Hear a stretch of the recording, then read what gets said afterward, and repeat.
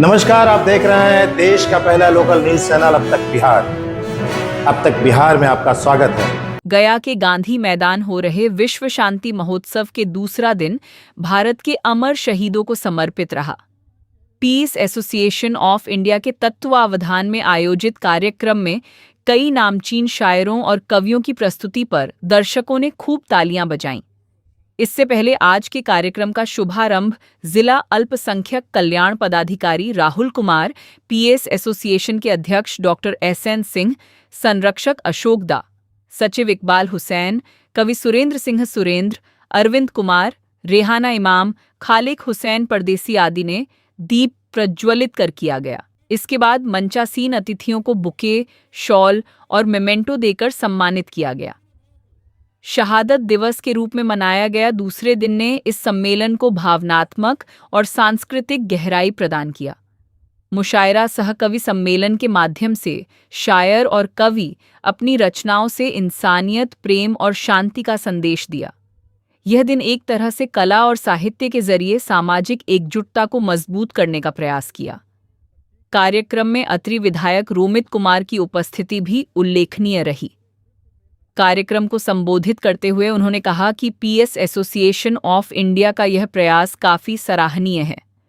आज जबकि पूरा विश्व तनाव और युद्ध का दंश झेल रहा है, ऐसे में गया की सरजमीन से शांति और अमन का परिणाम प्रशंसनीय है।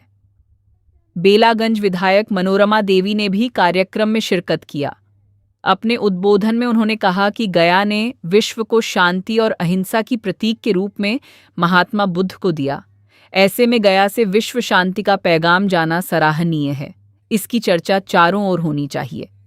प्रतीक रहा है, यहाँ से भगवान बुद्ध की ज्ञान भूमि रही है। यहाँ से पूरे विश्व में हम लोग एक शांति का संदेश हम लोग दिए हैं। लेकिन शांति असली सिर्फ कविताओं में, कहानियों में नहीं हो सकता है। जब तक समाज के रूप में हम लोग, जब तक सारे समाज में एक स्थिरता नहीं लाएंगे, जब तक ये रंग भेद, जब तक जात पात, जब तक आप सारी भेदभाव को, जो आर्थिक असमता है उसको जब तक हम खत्म नहीं करेंगे, तब तक असली शांति नहीं आ सकती है। शांति सिर्फ युद्ध से नहीं है, शांति समाज में भी जो शांति लाने की बात है, उस शांति के तरफ हम लोग को बढ़ना चाहिए, तभी असली शांति मिलेगी। नहीं तो युद्ध तो होते रहते हैं और कई युद्ध हुए। तो शांति सिर्फ युद्ध से प्रतीक नहीं है। शांति का मतलब समाज में भी शांति लाने की जरूरत है। अमेरिका से मेरे भाई, युद्ध की जरूरत नहीं है, जरूरत हमारे भगवान बुद्ध की है। आज समय आ गया है कि हमारे जो नेपाल के तराई से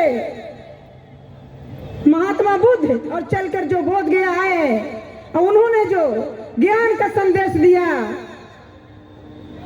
उनका संदेश पर, उनकी बातों पर चलने की जरूरत है। हमारे जितना आगे जो कतार में बैठे लोग हैं, सभी पढ़े लिखे लोग हैं, हमारे डॉक्टर साहब, सभी लोग चिंता करने की जरूरत है, मनन करने की जरूरत है।